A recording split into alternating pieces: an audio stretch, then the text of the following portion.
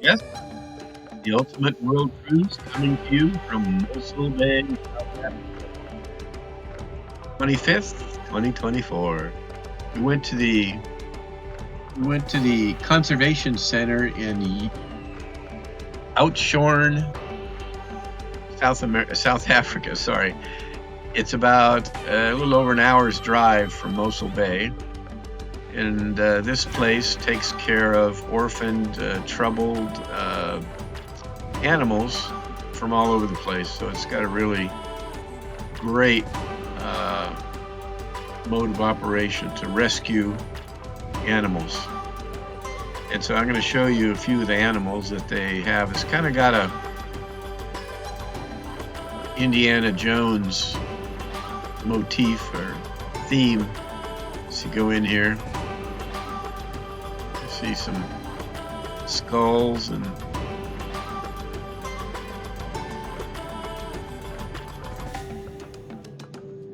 there's a wall of spikes with a person stuck on it, at least a skeleton.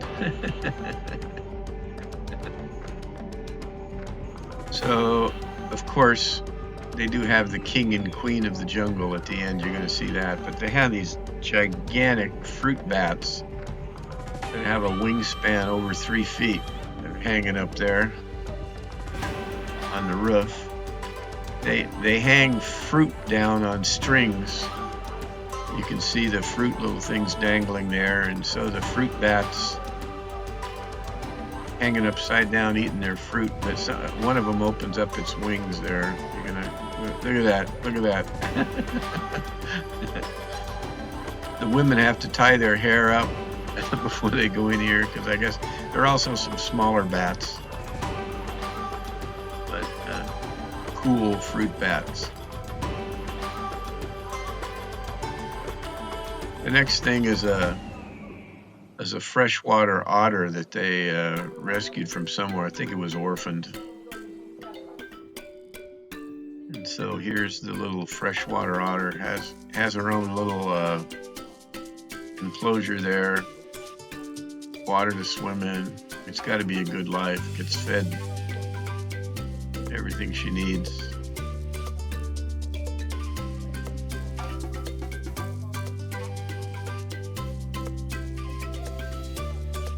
Got her own swimming pool. Only problem is she's alone, so that's kind of an issue.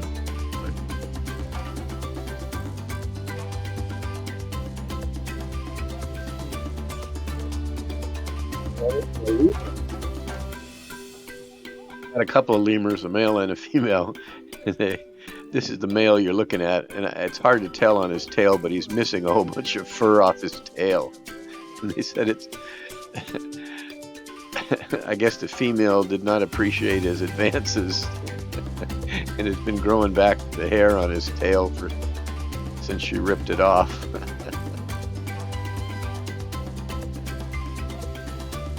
I don't know where they got the lemurs from. I forgot that story. So, and all these animals are rescue animals of some sort. And here's an African croc, a big African croc. And I think he's in this enclosure by himself. I'm going to show you some Nile crocs in a minute that can jump 3 feet out of the water, or between 2 and 3 feet. They actually feed them from a platform, and they make them jump out of the water to get their food. But this is an African croc, not from the Nile, but somewhere else.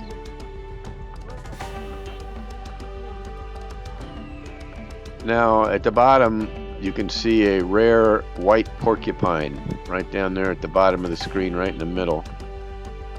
For some reason, my editing didn't. There was another one below it that was a colored or porcupine, but this one. And porcupines don't shoot their quills, so they can extend them, but they don't shoot them. So it's kind of a rare white porcupine.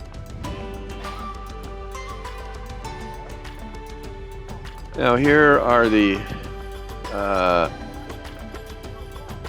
These are the Nile crocs, I think. And yeah, and there's that platform you can see in the middle of the screen up there above the water pond. And they actually dangle the food out from the end of that, and the crocs can jump out of the water and get it. They do that to make them get exercise. But interesting thing is they only feed these guys in the summertime. They're in their winter it's kind of like a bear hibernating. They don't eat in the wintertime, so they just lay in there bathing in the sun, using little energy as possible. But I didn't know that they only ate in the summer.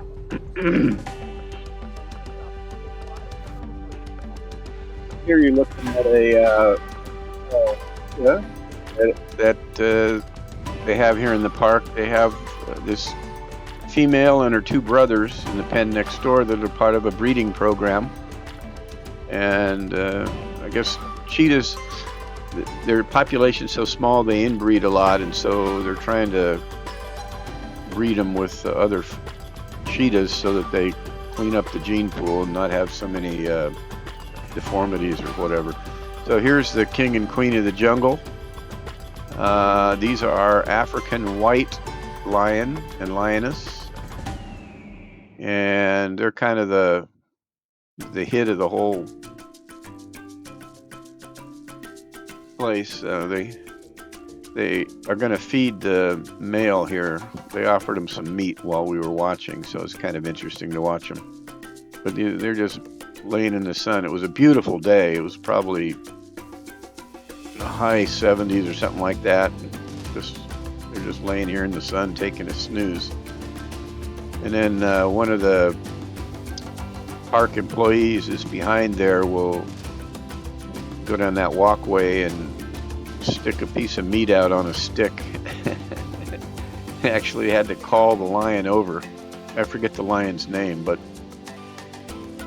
he's going to get up in a second and wander over and grab the meat.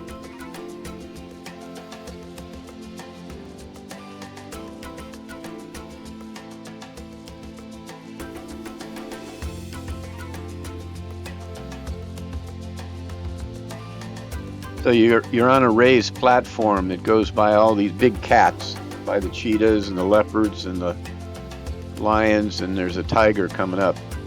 And so you're up on a raised platform, so you're protected, and they're pretty well fenced in. I think they have more area for them to roam in normally.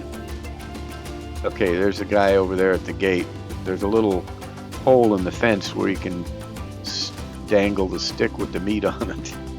And he said that they dip the meat in some kind of powder that's a vitamin powder, so they make sure that the animals are getting all the right vitamins that they need. See, he didn't come when he first called them, so he had to go over and kind of wake him up. Now he's going to call him again.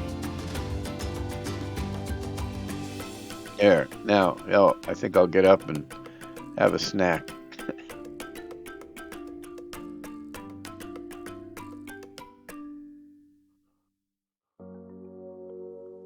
He's waiting to see if it's good enough.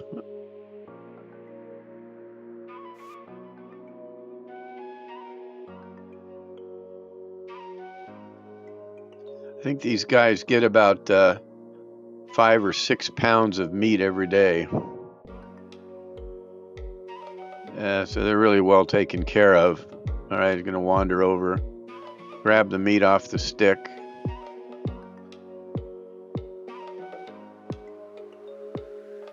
Now he's going to come over and mark his territory.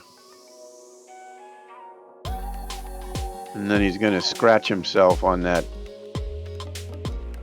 piece of wood there with branches sticking out.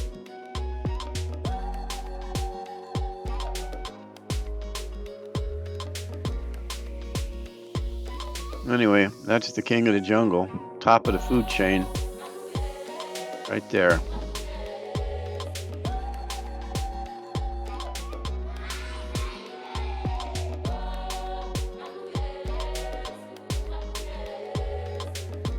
Beautiful animal, and very well taken care of here.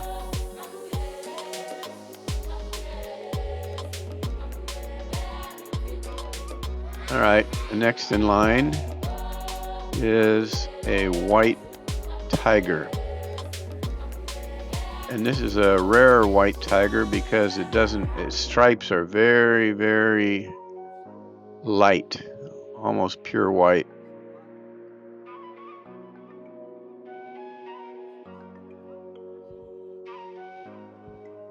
I guess in the wild, these things are a little bit of a disadvantage because they can be seen so much easier since they don't have their striped camouflage.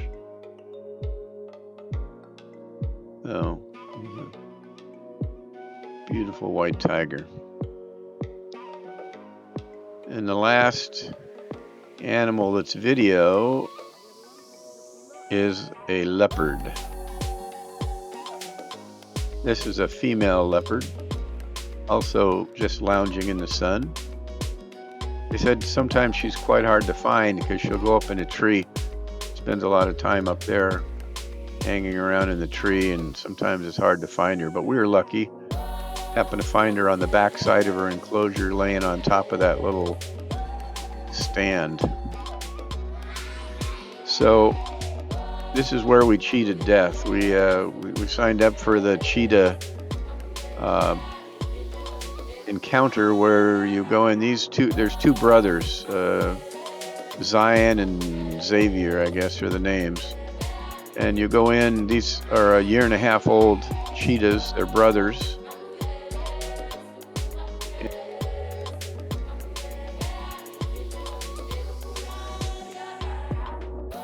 I mentioned earlier, these two brothers are part of a breeding program because the population of cheetahs is so small that they're inbreeding and it's causing a lot of problems. So they collaborate with other locations that have cheetahs and they try and breed them so that they have an improvement in the gene pool. Anyway, they purr like a big kitten and they love to be scratched. You can touch them on their head and their back, but you can't touch them on their paws or their stomach or any place like that because the claws come out if you do. So these two are very well behaved. They actually played with a ball while we were there watching them. So we enjoyed our time here watching this conservancy and interacting with the animals.